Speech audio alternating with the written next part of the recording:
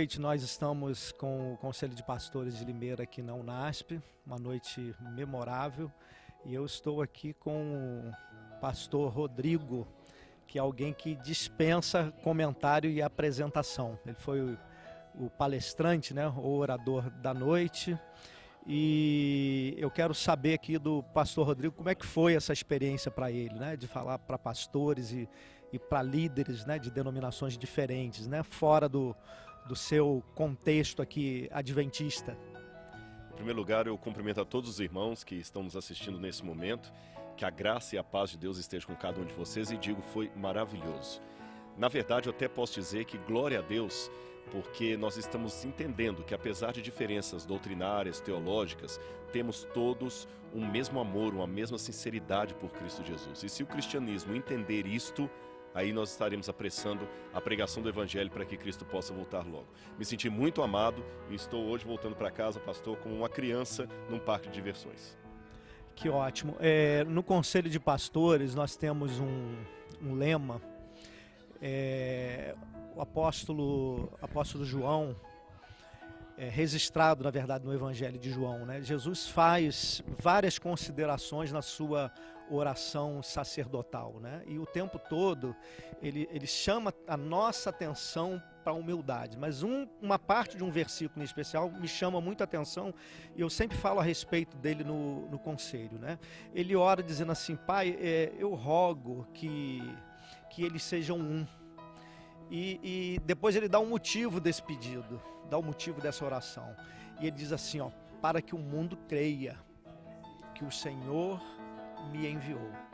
Né? Então a gente sabe o pensamento que o mundo tem a nosso respeito, né? De um povo desunido, que não se dá bem, que às vezes um critica o outro. E o Conselho tem se proposto a quebrar essas barreiras, lógico que dentro de um ambiente micro, né? Que é uma cidade pequena onde nós estamos, mas de uma cidade que tinha um histórico de pastores, inclusive de denominações diferentes, atravessarem a rua para o lado oposto quando trombavam, né, com um pastor de uma outra denominação. E hoje nós temos pastores de várias correntes doutrinárias caminhando junto e entendendo, assim como o irmão falou, que muito maior é aquele que nos une do que as divergências, né, que às vezes nos separam e nos afastam. E eu estou vendo essa participação nossa aqui na Unasp, eu não vou dizer que falar como uma última barreira, né? Está tendo sido muito dramático, né? Mas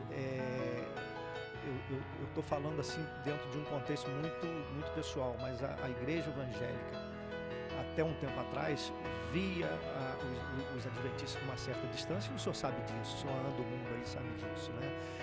Hoje a gente tem visto, inclusive hoje era para ter um pastor da Universal aqui, nós estamos sendo procurados por pastores da Universal, que também nunca quiseram andar junto com ninguém, né? São muito individualistas. E eu creio que isso é uma coisa que está sendo quebrada, não só aqui, mas em vários lugares, no mundo afora. Com certeza, e aliás eu aproveito essa fala do pastor para esclarecer duas coisas ao público. A barreira não é só de fora, não, de dentro também.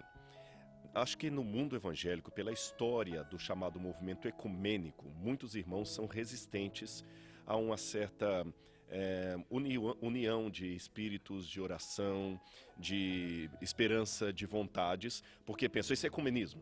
E eu tenho certeza que se essa nossa entrevista aqui estiver em algum canal da internet, alguma coisa, é provável que alguém vai colocar: os adventistas estão agora entrando em ecumenismo, os assembleianos em ecumenismo. Deixe-me dizer para você, primeiro, vamos entender o que é o ecumenismo.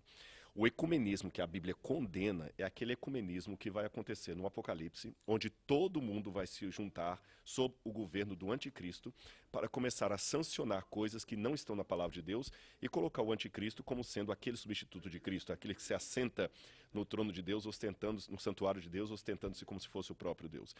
Contra esse tipo de ecumenismo em que nós vamos vender as nossas verdades bíblicas para seguir a um líder humano, isso está proibido, isso é pecado. E nem eu, nem você, nem ninguém que conhece a Bíblia vamos a favor de ecumenismo. Agora, é diferente esse ecumenismo que a Bíblia condena da união que os irmãos têm que ter, que foi muito bem colocada aqui, está registrada em João capítulo 17.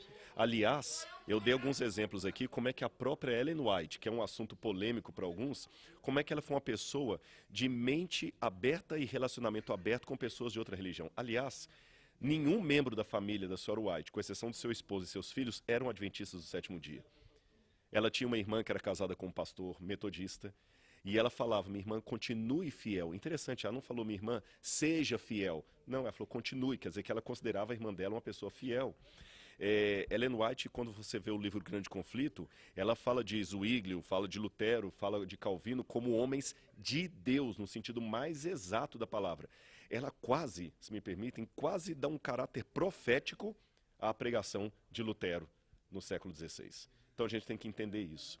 A outra coisa muito importante que nós devemos ter em conta é que a partir do momento que a minha posição religiosa se torna uma barreira para considerar o meu irmão um servo em Cristo, sincero como eu, aí sim estou tendo um comportamento de seita, aí sim estou tendo um comportamento totalitário. E não aproveitando o ensejo para fazer propaganda, mas eu convido quem está nos assistindo a que venham conhecer o NASP. Assista um culto aqui no sábado para ver como é que é.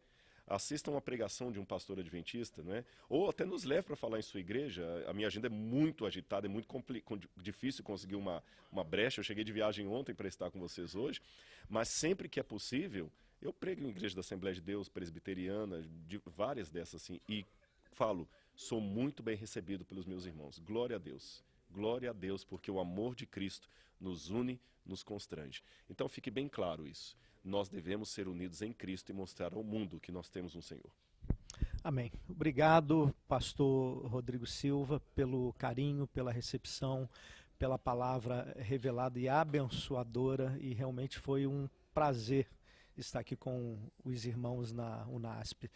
Disse isso para um pastor aqui, né? Às vezes a gente fala assim, o irmão é cheio do Espírito Santo porque tem os dons que se manifestam na vida dele, né? Mas não ama, não trata bem, não recebe bem. Então eu falava para ele, a prova de que o Espírito Santo age nesse lugar é o amor, o respeito com que nós somos recebidos aqui. Né? É a minha segunda vez aqui e nas duas oportunidades, o Sâmio está aqui de testemunha, nós fomos muito bem recebidos. Então, eu não sei se o senhor vai concordar comigo, eu acho que não daria tempo para isso, né? Mas eu costumo dizer isso em algumas mensagens, né? No meio de dois teólogos assim, dá até medo de falar isso, né? Mas eu costumo dizer o seguinte, a Bíblia, que foi separada em capítulos e versículos para facilitar a leitura, em alguns textos, eu acho que ao contrário de facilitar, ela complicou. Né? E aí, quando eu falo isso, eu dou o exemplo de 1 Coríntios capítulo 12. Ninguém escreve uma carta dividida em capítulos e versículos.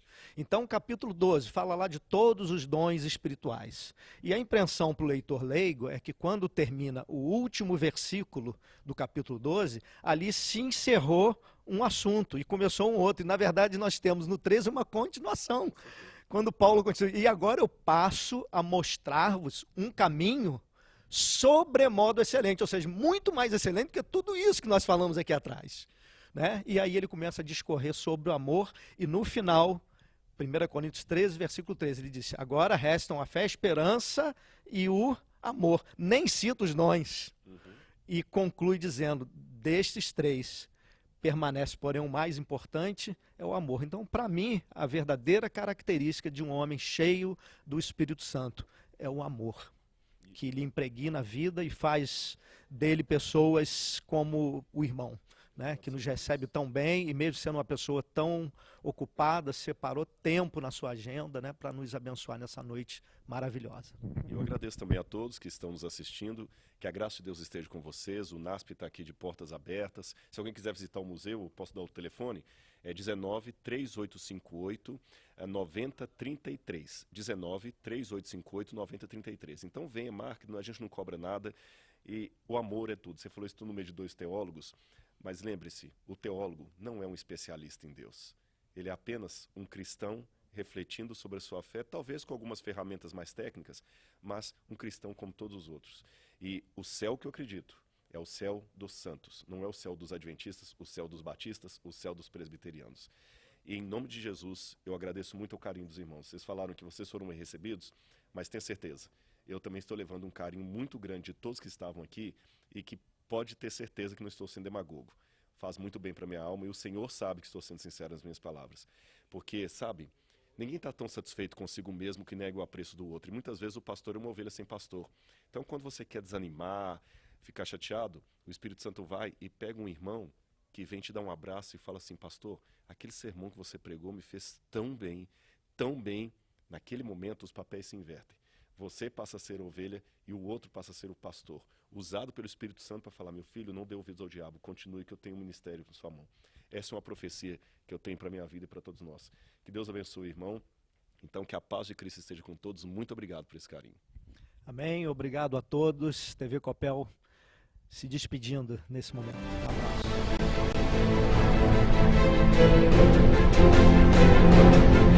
abraço.